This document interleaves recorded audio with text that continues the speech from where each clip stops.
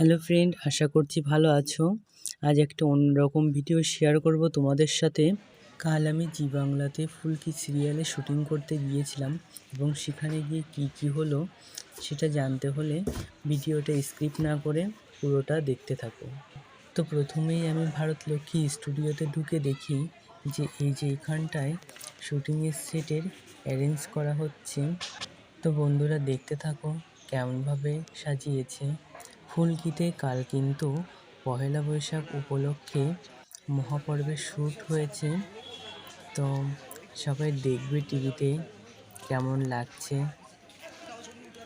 কেমনভাবে কীভাবে অ্যারেঞ্জ করেছে। আর দেখো, এটা কিন্তু রাতের বেলার শ্যুট ছিল। এখানে কিন্তু রাতের বেলায় এই সেটটা তৈরি করেছিল, তারপর এইভাবেই সবাই শুটিং করছিল।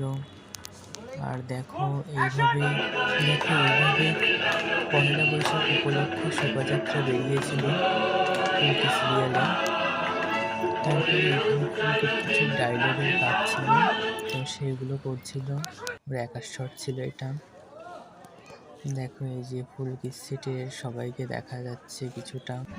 আসলে শুটিংটা যেহেতু রাতের বেলা হচ্ছিল, তো সেইভাবে স্পষ্ট তেমন একটা বোঝা যাচ্ছে না।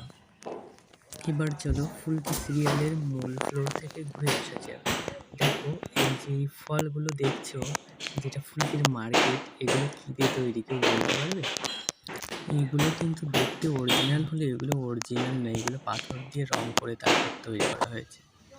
তোমরা কিন্তু একটা জিনিস সিরিয়ালে লক্ষ্য করে দেখলে বুঝতে পারো না যে বাড়িতে দেখো সব কিছুই আছে, কিন্তু বাড়ির কিন্তু দেখো ছাদ নেই। দেখো সিঁড়ি ঘর সব কিছু আছে, কিন্তু ছাদ নেই।